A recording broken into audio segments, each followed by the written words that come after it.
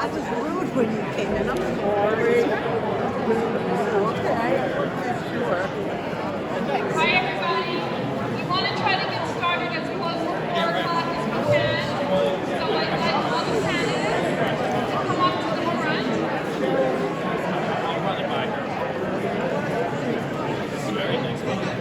If you have an index card, hold it up, and Gabby Gordon will come around and collect it. An index card with a question. If you might have a question during the course of the debate, there'll be a break. You can get your card, write your question, as long as you do it within the 5-minute break. Okay, if everybody will take their seats. I've been trying anything.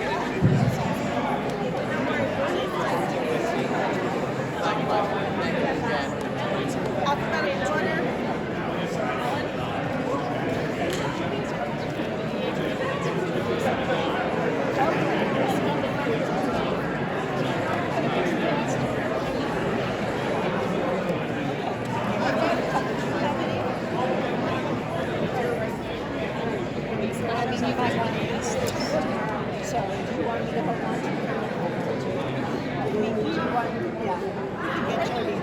People can come in and sit down. We're about to get started.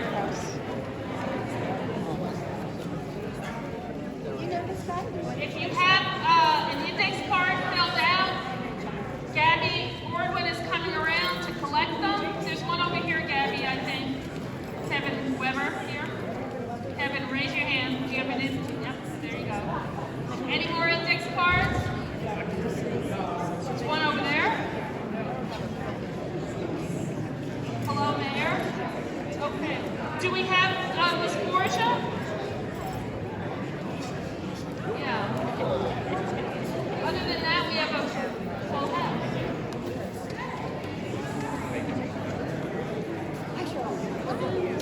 I know. I'm trying to chat. Ms. Farkas? Yes. Welcome. Thank you. Hi, Mark.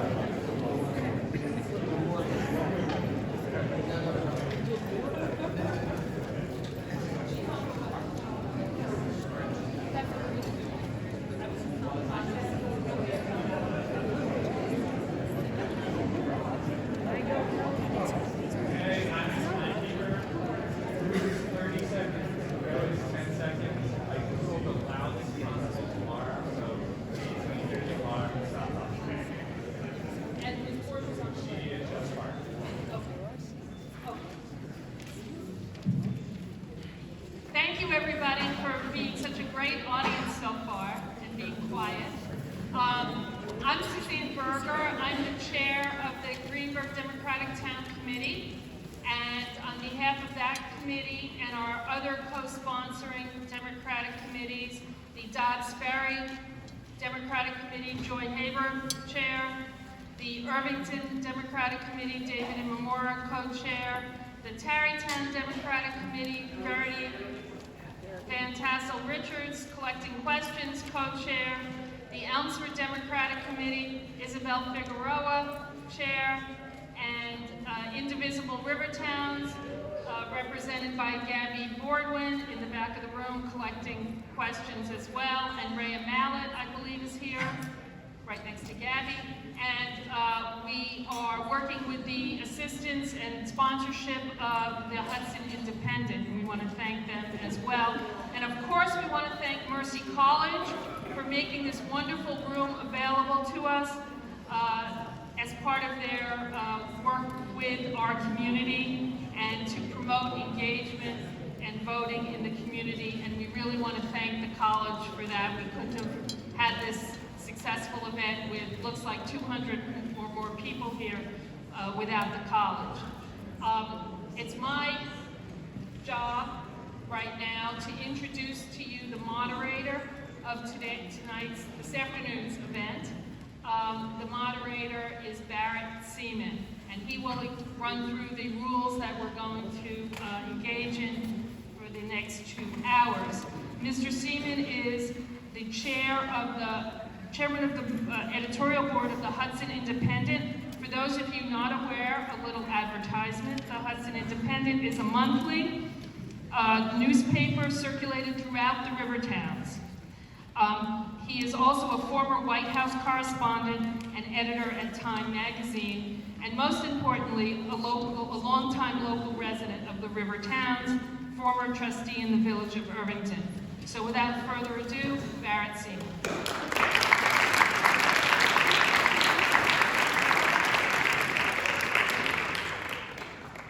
Thank you, Suzanne. Thank you all for being here. Let's get right to this. The format for this evening is going to be as follows. I'm going to ask each of the candidates to speak, give what I call the elevator speech, which is to assume that they were in an elevator with an audience and they wanted to sell something on, and before they got to the floor where they had to get off, you make your case. We're going to assume this is the Empire State Building with approximately 81 floors to get through, so we'll have 2 minutes to do that. David Imamura will be sounding an alarm when it's time to shut up, and we'll move to the next candidate. The next round will be questions that I will pose to each of the candidates based on one thing or another that they have said in their introduction. After that, we'll have about a 5-minute break, probably drift a little longer, but let's try to keep it to 5. During which time, people here will be collecting questions that you have written down on the cards that you've been given. We'll curate those questions so that we get rid of the duplicates, and then I will pose them so that we don't have to have people standing up in the middle of the floor or having to repeat questions that can't be heard by everybody. Please turn off your cell phones, put them on the silent mode as a courtesy. We'd be grateful for that. 8 of the 9 candidates who have signed up for tonight are here. Catherine Borgia is apparently on her way, so what we're going to do is come back to her when she's here, and we'll start 2 minutes with David Buchwald. Thank you very much. And thank you to today's sponsors of today's debate. You know, I remember a time when public officials were sitting in jail convicted of corruption, collecting their state pension checks. And folks said that there's no way this is ever going to be changed. But there was a freshman state assembly member who said it was wrong and put forward a proposed state constitutional amendment to stop that practice. And despite the fact that we had mountains to climb in Albany, that constitutional amendment is now law, and we've done the right thing. I remember when Donald Trump said time after time that he would voluntarily release his tax returns. When that didn't happen, a former practicing tax attorney said that's unacceptable. We're going to pass a law here in New York to turn over the state tax returns of top government officials to Congress. And though there were many people in Albany who didn't like the idea of tax return transparency, the bill became law, and Donald Trump today is suing us over it. I'm that state assemblyman. I'm that former practicing tax attorney. I grew up here in Westchester, served on a local nonprofit board, and was chairman of the Metro North Railroad Commuter Council. I've been someone who produces results. If you elect me, I'll be a tenacious fighter for the things we Democrats care about. Reproductive rights, the environment, combating climate change, making sure we end the limitation on the South tax deduction, and absolutely being a vigorous supporter of making sure we have a strong democracy, which is why I very much urge you to support me, David Buchwald, for Congress on June 23rd in the primary. Thank you.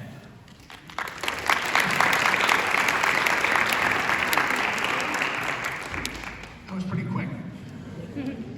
We can go along that rapidly. We'll be out of here in no time. Next, we're going to come back to you, Catherine, at the end of the thing, but we'll go stick with the format as it is. David Carlucci is the next to speak. David.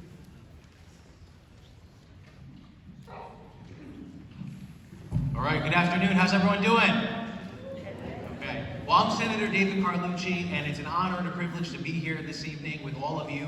Thank you for coming out on a Sunday to listen to these great candidates vying to really fill and replace Nita Lowy, who's represented us with dignity and grace and tenacity for the past 32 years. And I think we need a representative that will be able to hit the ground running. And this past year in the New York State Legislature, I was able to get 36 bills signed into law, more than any other lawmaker in the state of New York. Whether it's fighting to fight against climate change, or fight against the scourge of addiction that we've seen, or lift up people that are suffering from mental illness. I believe that these are the issues that are paramount to our community and to our country. And right now, the climate is changing dramatically. Whether it's physical environment with climate change or the economic environment. And we have to make sure that we're adjusting and we're changing, that we have a representative in Congress that's there to serve the people and represent our people well. This is why I'm running for Congress. I've been in the state Senate now for 10 years, representing both Rockland and Westchester counties. And what I've come to realize is that with the title of senator, people don't come and seek me out when things are going great.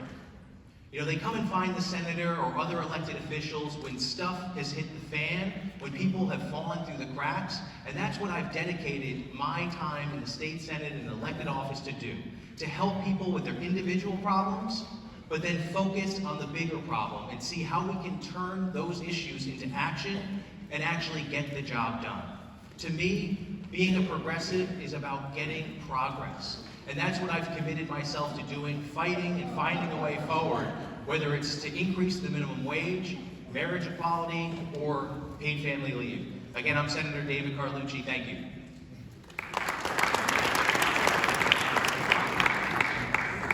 Thank you, Senator. Next is Asha Castleberry Hernandez. Okay, good afternoon, everyone. Let's jump right into it.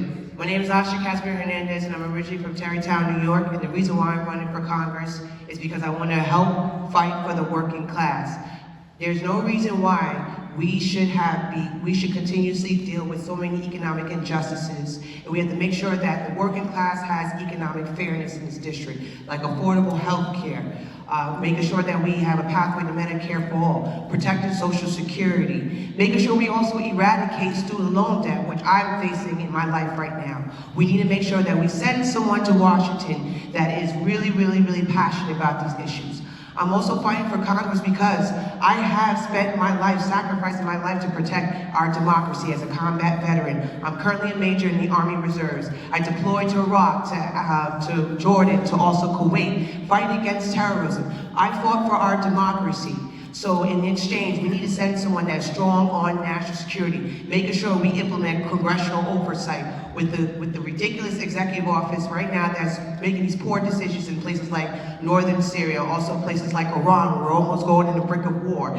This is very serious business. I'm also running because we need more human rights. We need to support human rights when it comes to our environment, when it comes to reproductive rights. Going back to our environment, we have to send someone who supports the Green New Deal. We have to support reproductive rights. We have to make sure we also support criminal justice reform.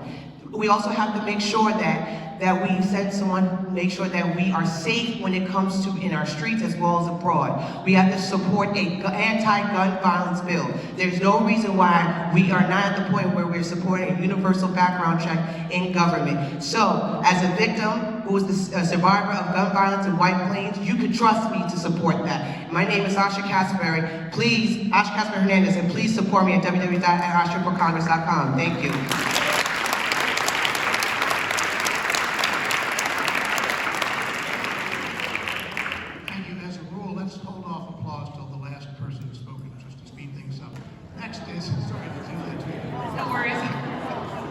Evelyn Farkas. Thank you, Catherine. Hi, my name is Evelyn Farkas. Thank you very much to the organizers for organizing this. I was selected and appointed by President Obama to serve as his Deputy Assistant Secretary of Defense for Russia, Ukraine, Eurasia. I'm running today to protect the American dream, to protect our political freedom and our economic opportunity. This is personal for me. I'm the child of Hungarian refugees who came to this country with nothing.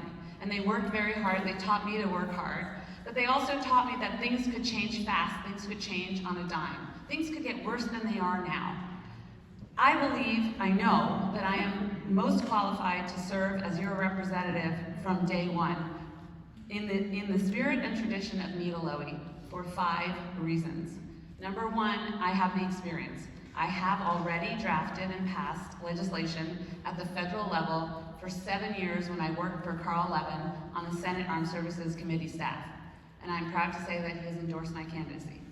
Number 2, I have the relationships. I know the chairpersons and ranking members of the House and Senate committees that are most important to this district. Number 3, I have a national stature. I have national stature. When I stand up and I talk about the Piermont Marsh or Indian Point needing a Blue Ribbon Commission, or the air noise in Westchester, the national media will pay attention because I have credibility. They know me and they trust me. Number 4, I'm a fighter. When I came out of the Obama administration, I was one of the first to raise the alarm about the relationship between Trump and Russia. And the right wing tried to silence me, and I would not be silenced. I will fight for this district and the things that you care about with the same conviction and with the same energy. And number 5, I'm a fighter, right? That was 4. Number 5, I have empathy. So as I mentioned, child of refugees, I know what it's like to work hard. I know what it's like sometimes to need help from your government, from your neighbors. I will listen to the constituents. Thank you very much. Thank you for your attention.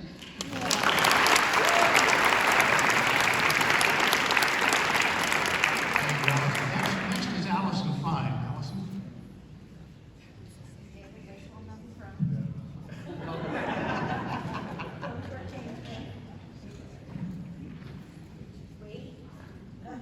Now. Hi, everybody. I don't have a microphone. Hi, everybody. I'm Allison Fine. Every healthy democracy needs a robust and growing middle class. The 30-year collapse of our middle class has had profound effects on our democracy. It means we can't hold the 1% accountable. It means the rules aren't fair. And it means that we cannot create, we cannot align our politics with our values. I am running in this race to help lead us to the next chapter. We need somebody with vision who can move us forward to our next chapter. I was an architect of the whole field of online activism. I've written 3 books about that. I'm doing it again with the Gates Foundation, working to make sure that automation and artificial intelligence are used for good. Until I ran for this position, I was chair of the National Board of NARAL, Pro-Choice America Foundation, and I've been on the fighting lines, fighting for reproductive freedom everywhere in this country. In order to move forward, we need to create a next chapter. That next chapter begins by increasing job security. More unions, mobile benefits. Wherever you work, your benefits go with you, and greater wages as well. We need a green economy that will be focused and led by the federal government investing in innovations. We need somebody in Washington, D.C. who understands how to harness the next chapter of technology for good.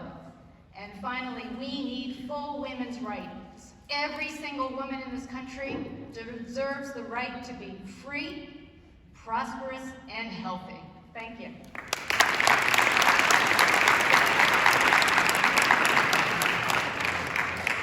Thank you. Next is Mondaire Jones.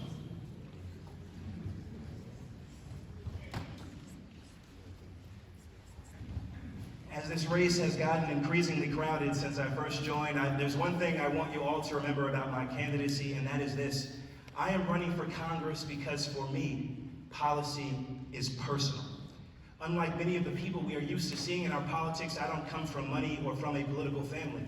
I grew up across the Tappan Zee Bridge in a small working class community known to many of you as the village of Spring Valley, where I was raised by a young single mom who, like so many women all throughout our district and all throughout this country, worked multiple jobs just to be able to provide for our family. Even as we relied on Section 8 housing and food stamps, my mom got help from my grandparents. My grandfather was a janitor, and later he was a small business owner, and my grandmother cleaned homes. And when daycare was too expensive, she took me to work with her. So now I'm running to represent the same people whose homes I watched my grandmother clean growing up. I think that we need more people in Congress for whom policy is personal. I think we get better policy outcomes that way. I think we need more people in Congress who have felt the economic insecurity that the vast majority of American households are experiencing on a daily basis, including in this district.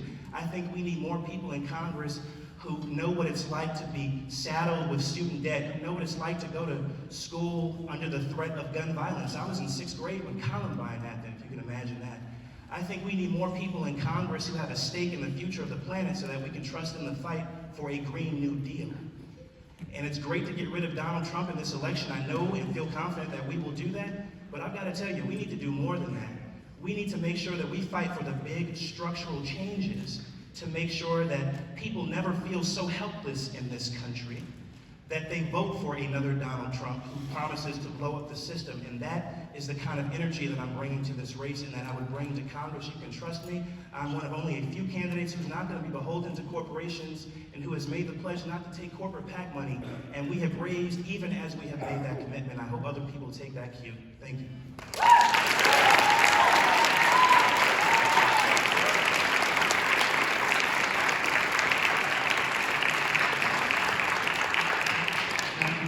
Thank you. The next 2 minutes go to Catherine Parker. Thank you. Good afternoon, I'm Catherine Parker. I was born and raised in Westchester and have been pretty much here my whole life. I was raised by a single mom, and after college I came back to Westchester and opened a small business which I ran for almost 23 years. My husband David is here, I see his hat, and we have 2 kids and 3 rescue animals. And in addition to that, I've also been serving as an elected official for the last 12 years, and I really do believe elected experience, it really does matter. For the last 12 years, and most recently last 2 as majority leader, I've worked on a lot of policy that has had climate change at the forefront. So in the big bad days of Rob Astorino, I actually accomplished getting an Office of Sustainability and Director of Energy created for Westchester County. In addition to that, I also fought to have Westchester become a climate smart community, to which we're now seeing finally some money for that. But I can walk and chew gum at the same time. Just like many women in this room, I think we all know that we can be multitaskers. And in fact, when our children's future is at stake, I think that's when we're really a force to be reckoned with. And so at the same time, I also was really focused on the political arena in the county and changing the landscape for both Westchester County and New York State. So I fought really hard to help ensure that we got a progressive majority. And we also, by the way, got a majority of women, which, as you probably know, we have passed the most progressive agenda for any board. And in addition to that, I really felt that I had to help my friend Allison. She was taking on the head of the IDC. And frankly, I didn't see anybody else on this day as kind of coming to her aid, and we really needed to see that change. I thank you. I will be telling you more about what I can do in Congress, but thank you for your time.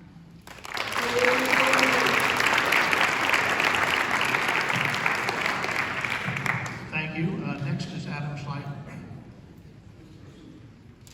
Good evening, I'm Adam Schleifer, and I'm a proud resident of Newcastle and a graduate of its public schools.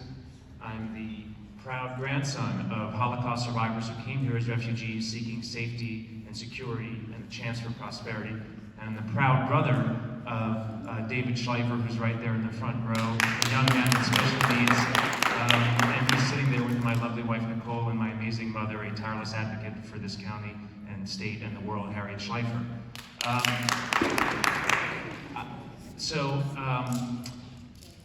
I want to say, so for me too, politics is personal, but I also believe that for it to work for all of us, it has to be interpersonal. And we actually have to work with other people and get things done, and that's what I've been doing, and that's what Needle always been doing for 3 decades here. So what I've been doing as a state financial consumer protection regulator for New York State, where I took on predatory payday lenders, predatory subprime auto lenders, and unfairness and fraud in the foreign exchange and health insurance markets.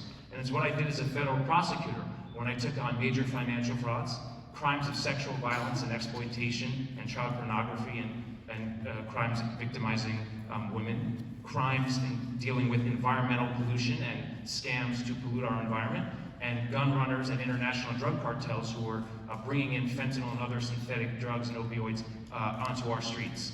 And so that's what I've done in a pragmatic, creative, effective way, working with people across the spectrum who love this country to get things done for America and for New York. And if I am elected, nobody will work harder and work smarter to do that for all of you, including by a number of, I'll get a few things in before David hits the gong, but including by fighting for a progressive carbon tax so that we have a sustainable and healthy planet to give to our children and grandchildren, fighting to repeal the entirety of Trump's unsustainable and unfair tax plan and remove the cap on the SALT deduction, and common sense gun reform, and also fighting for reproductive privacy and freedom, including through federal legislation if the Supreme Court sees fit to overturn Roe v. Wade. Thank you.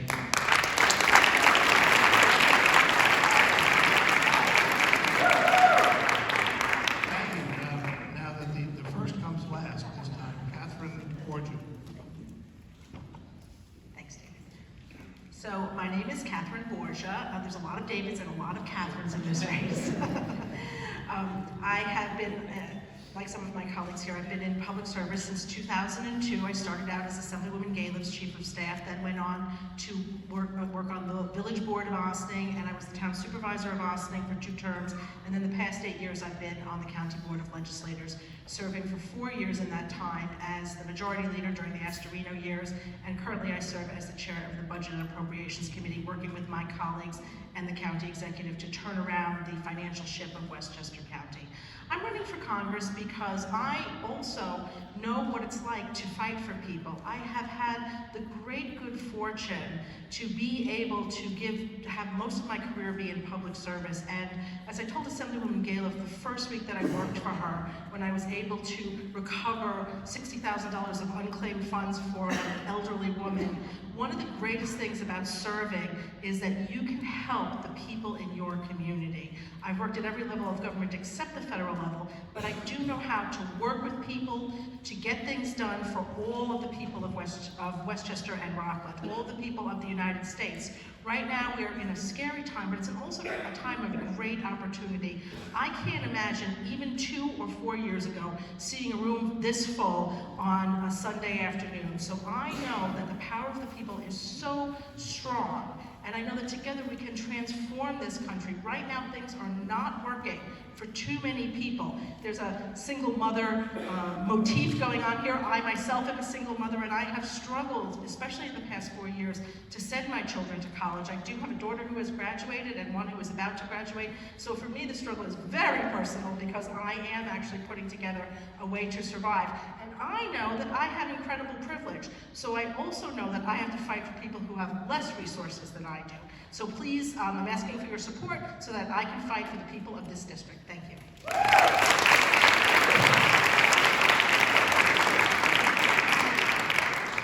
Thank you, Catherine. I think that completes the first round. How do we do on time, Evelyn? Thank you all for being so concise. Now it's going to be my turn to ask questions. I'm going to do this in kind of reverse order, but since we started out in a strange way, Catherine, we're still going to come back to you. So the first was last, and now the last is first. So my question to you is a policy question, which is having to do with student debt. Something that my question has to do with student debt. And on a federal level, what would you recommend? What sort of legislation would you back up? So I do think student debt is a tremendous problem. As I mentioned, I do have 2 adult daughters who are facing the student debt crisis, and I myself have a tremendous amount of parent debt, especially for my younger daughter, for her tuition. So I do think it is a crisis because I do think that the way the system is set up, first of all, college costs too much. The cost of college education has risen way past the cost of inflation, so that's a problem. And I do think there does need to be some relief. However, I also think that people who have paid their student debt really do need to be credited for that. So I think we need a sort of a hybrid solution, not completely canceling all student debt, but making sure that it's affordable and allows our young people to start their lives. Even a generation ago, My debt was so minimal when I came out of college that I was able to save up, and in a few years was able to launch myself and go to graduate school. For our students, for my daughters, it is much bigger financial challenge to launch in their 20s. And I think that that's a problem because I feel like our young people give us so much talent and dedication, and they're so concerned about the way things are going in the future that not having that resource be able to put towards solutions where they're so burdened with making money to pay for their student debt, that's a real problem that we have, that we're wasting human potential. So I think a hybrid solution is really the right one. Thank you. Thanks so much. Catherine Parker, you talked about climate change as being an issue of particular importance to you. Would you support the Green New Deal as it has been proposed, and if not, why? I would support the Green New Deal. I think it's a wonderful mission statement, and it definitely provides a roadmap to other pieces of legislation. I've said this before, the situation with climate change is so critical. We really need to be talking about taking this on, fighting this as the only war really worth fighting, and that's for our future generations. I see that this is a multi-pronged situation, so in addition to passing the Green New Deal, some other major changes that we need to look at. We need to actually address the fossil fuel industry, the lobbyists that are sitting on our boards, FERC, NRC, that are overseeing some of our major infrastructure projects around the country and are doing absolutely nothing to protect our communities and help us transition to renewable energy. Another thing is that we can look at our HUD, the Housing and Urban Development, because our communities on a local level, and I know this from being a Westchester County legislator, we count on getting grant money to help our communities, mostly in the ways of affordable housing. But what if, through HUD and our Department of Energy, that we are actually helping to transition to renewable energy and helping give homeowners an incentive to take on their projects? When I first announced, as a matter of fact, I announced at a house in Ossining that is becoming a passive house. And what is a passive house? It is utilizing renewable energy as opposed to fossil fuel, but it's also has a very tight envelope of the building, so it's really energy efficient. And it's a very middle-class house that I wanted to highlight because I wanted people to understand this is something that all of us should be looking at to do to help our future, help our kids. Thank you.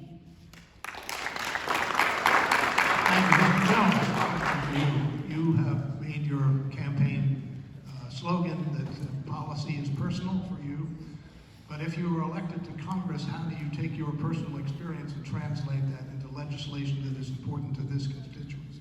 Yeah, thank you for that. One thing that I didn't get a chance to say in the 2-minute opening is that I've done a number of things in my life.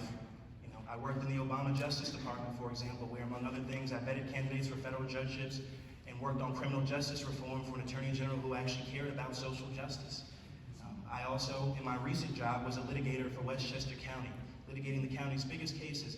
And those qualifications, I think, are important, but we cannot discount the importance of personal experience. We would not be talking about a Green New Deal right now, and I join my friend, legislator Catherine Parker, in her support for that, were it not for Democratic voters in New York's 14th Congressional District who elevated a young bartender who had never held elected office and who has now elevated that as the prime sponsor in the House of Representatives in coordination with the sponsor in the Senate, Senator Ed Markey. And so it is so important not to discount personal experience. It's why you have a bunch of folks who are fighting but who need reinforcements in the House of Representatives. And that is what I'm trying to add and to amplify. The way you do it is to first care about the issues, to know what it's like to have the lived experiences of the vast majority of people in this country, and not just the 1%, for example. It starts by talking about the issues like criminal justice reform, which respectfully I feel like I'm the only person in this campaign talking about, and the student debt crisis, which I'm happy to see my colleagues on this stage join me in talking about. I started out by talking about the issue of student debt, and that's because of my personal experience. I support the Green New Deal because nothing else comes close to it, because I'm part of a generation that's going to inherit a planet that is devastated by climate catastrophe. This is not academic for me. And so for me, it's not going to be sitting down at a table theorizing about how it might impact my generation and future generations. I carry with me a sense of urgency that I think will be borne out in policy in the way that it has been for other people who similarly in Congress have the lived experiences of everyday Americans. And it doesn't hurt to also be media savvy in the process.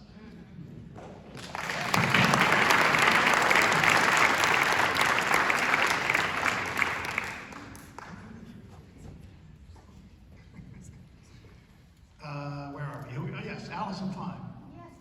Allison, you've spoken a lot about the work you've done in social media and making it work for people.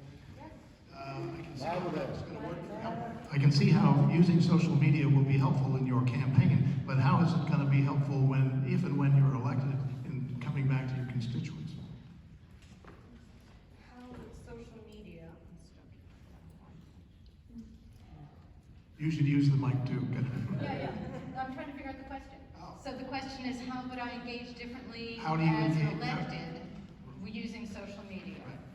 Well, that's interesting. So look, first, we might need to make sure that social media does what it's supposed to have done, right? I was what I call a techtopian in the early 2000s when social media began, because it was moving power from institutions to individuals. For the first time, perhaps ever, people could connect with one another, could organize, could protest, could fundraise, could do all of the things that only an organization could do before. And that's how something like the Arab Spring became possible. Of course, over time, over my 3 books, I became less and less of a techtopian and more alarmed with what was happening on the social media platforms that had no regard for our data, right? That had no interest in keeping us safe from bots and from external attacks, right? We have been attacked by Russia, and became less and less interested as platforms in enabling us to connect to one another as human beings. So the first thing that would need to happen when I am in Congress is holding those platforms to account for not keeping our data safe and not investing in human beings to monitor the platforms, right? We've seen a rise in hate speech on the platforms, and Facebook can't even be bothered to put up a sign, a tag, a banner on a political ad to say it hasn't been vetted. I would love to use the platforms to engage in conversations online and on land with constituents when I'm elected. I would love to be able to do that, but we need to make sure first that the platforms are doing their jobs to be public comments for all of us to connect with one another. Thank you. Evelyn Farkas, you have certainly strong creds in terms of foreign policy and your work in Washington, your knowledge of how the legislative process works. But how do you keep in touch with your constituents back here in Westchester to get the things that they need to have done? Well, thank you. Thank you for the question. I don't think there should be a divide, when I'm in Congress and when I'm legislating on behalf of the people here. I don't think there should be a divide. So it's really important to maintain presence in your community as much as possible. My agenda, I didn't really get a chance to talk about what I want to do in Congress, but I will agree with my colleagues that first and foremost, the climate crisis, it's a climate crisis. So we have to address that before all else. The other issues are also important, and as I mentioned, I'm running for the American dream, so there's the political problem, but there's the economic insecurity that everybody feels.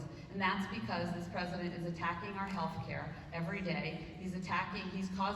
We are all plagued by this SALT tax, the fact that there's a cap on it. So what we need is people who go to Congress, who listen to their constituents, and I think, maybe if I'll pause here, because I think a lot of what I might say would be similar to a lot of other people. But here's where I'm different. I worked on the Senate Armed Services Committee, as I said, for 7 years. That committee has jurisdiction over nuclear issues. When we talk about Indian Point, I know exactly the people to go to talk about how to address it. Linda Puglisi was right. We need a blue ribbon commission, and then we need federal assistance and federal attention. And that is not that hard to do. In the defense arena, we have a base closure process. We need a similar process for closing nuclear facilities. So that's one thing that I know that I can do, just knowing the people and the things that I know. And I also know the NRC Commission chairwoman and the past people because I've worked with them before. So that means at least you can have a dialogue, right? Second, on the issue of noise in the Westchester County Airport, I will try to get on the Transportation and Infrastructure Committee so that I can work on that, because there are very clear things you can do right away using federal legislation addressing the hours that the airport can be open to air flight. Finally, we have the Piermont Marsh and the overflowing sewage. It's been going on for way too long. The federal government can step in and help. So I know that I can do all these things, and I will never feel far away to any of you. Thank you. Asha, Castleberry, Hernandez, you have an impressive military record. How does that inform you in terms of how you would handle your job as a representative of this district? Thank you. Thank you for that question. Thank you for recognizing my military experience. As an elected official, first and foremost, everybody has to remember, when you look at our federal budget, most of our federal budget goes to defense. It has ballooned since 9/11. And because we are part of these endless wars, and we need to make sure we support initiatives or legislation like the authorization use of military force, or just what Nancy Pelosi recently passed, which is the War Powers Resolution. This expertise is needed in Washington. This is a federal position. We need to make sure that people understand that. We also need to make sure that we are bringing someone down that looks out for veterans, making sure that we're restoring our veteran affairs issues, modernizing our veterans institution, which is behind in many ways when it comes to record keeping, also when it comes to benefits. I understand that I worked in Washington on those type of issues. So, going back to the military expertise, I have spent many years in Washington working on that, and not only that, implementing these issues in a combat zone. So when you have that dual experiences, you understand what's right and what's wrong when it comes to policy. And that's the same thing in this district. We have people who are passing issues in Washington, but do they really understand how effective they are at home? So that's what I bring, and thank you.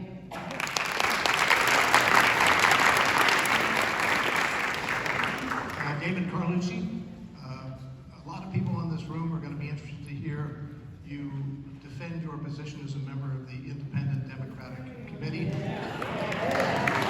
are running in the Democratic primary, so what's your case for yourself, and what did you achieve as a member of that? Thank you. Now, I'm glad you asked the question because it comes up a lot. And the reality is that when I was first elected to the Senate, first Democrat elected to that district, and what I want to make clear is that I've never blocked progressive legislation. I've always worked to find a way forward to get legislation passed, whether it was marriage equality or the SAFE Act, the most comprehensive gun control legislation in the nation. Please be quiet and give the man his turn to speak. Paid family leave, raising the minimum wage. We didn't have a Democratic majority, and we had to work together to get those results. And that's what I've always committed to do.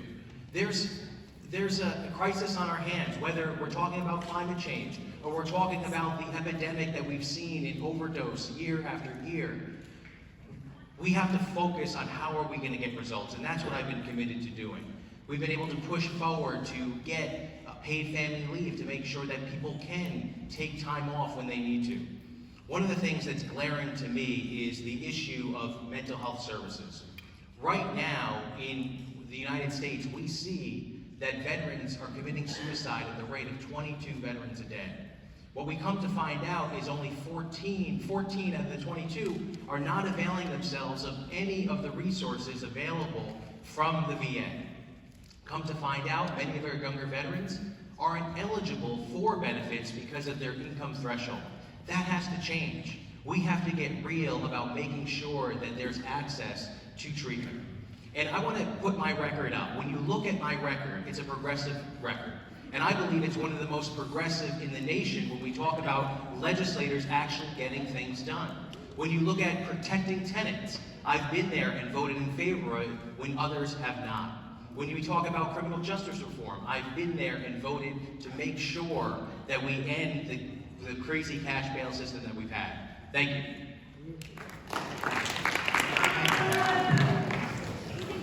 David Buchwald, please.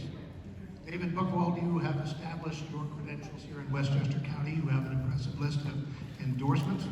You've established yourself in Albany, but as a newbie, as a first-term congressman in Washington, how do you go about making yourself known and being effective in Washington? Barrett, I appreciate the question. Although I'm not totally new to Washington, 23 years ago, I had the honor of interning for our Congresswoman Anita Lowy. And she's one of the inspirations for me being involved in public service. So obviously part of my goal in running to succeed her is to continue her great legacy and establish potentially a new one. And I absolutely believe that whoever is elected from the stage to succeed her is going to have the challenge of how do you go from having, by that point, be a 32-year incumbent Congress member to being a freshman, one of 435, and I hope for sure one of more than 218 Democrats in the House of Representatives. We're going to need someone who first knows this district, makes sure that they are the only person in that room who is the representative of the New York 17th Congressional District. There are a lot of people on this stage who are running to be a member of Congress. I'm someone who's running to be a representative of Rockland and a large part of Westchester counties. And you can never forget that your job as a legislator is to be that voice for the district. But you also have to be someone who can bring together the perspective of what we've done here in New York and to have the skill set to actually make a difference in a large room. So when I fight for gun safety, something we absolutely have to do, I'll be pointing out the success we had in New York with the New York Safe Act. The first vote I cast, which a bill I co-sponsored, straight through this past session when we've done all the more to make New Yorkers safe from gun violence. When we enact or push for enactment of the Green New Deal, I'm going to be pointing to the Community Leadership and Climate Protection Act, New York's version of the Green New Deal, which is now law. We're going to deal with taxes, to send a tax attorney who actually has spent time reviewing the Internal Revenue Code. That's exactly what we need to do. That's what our next Congress member needs to be focused on. Thank you. I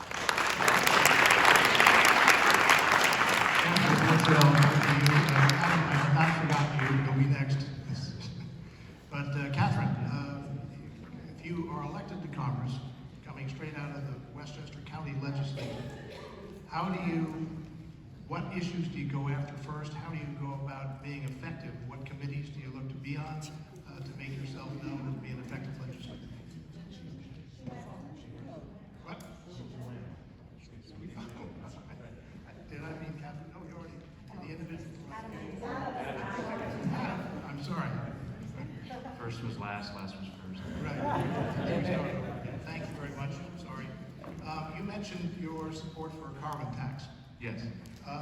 What other elements of a climate change attack would you incorporate? Would you favor a Green New Deal? So first let me explain why I like a carbon tax and why I think it's so important. We hear a lot, particularly from the GOP, about the dangers of picking winners and losers when it comes to having federal investment in energy and green, clean technology. Well, the simplest thing we can do to affect incentives for the better and ensure that people are not polluting our planet and emitting greenhouse gases is to have a tax that punishes people to do so, so it is in their economic interest not to emit greenhouse gases, and then will allow, if they pay full freight for those greenhouse gases, green, clean technology to compete fairly.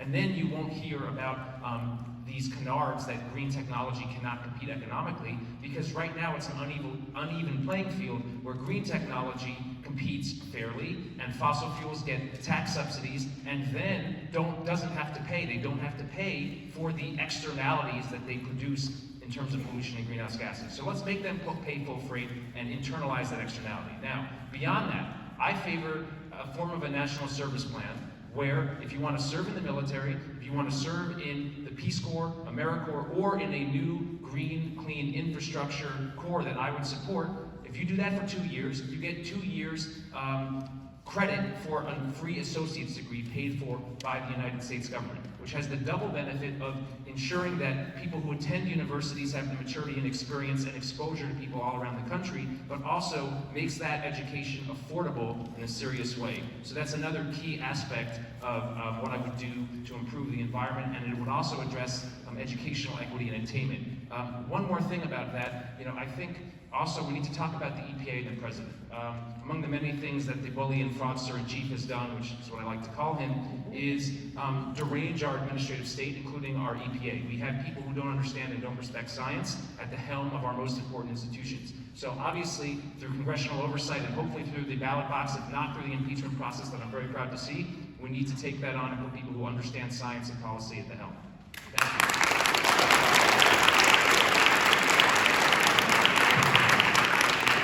All right, so have I left anybody out?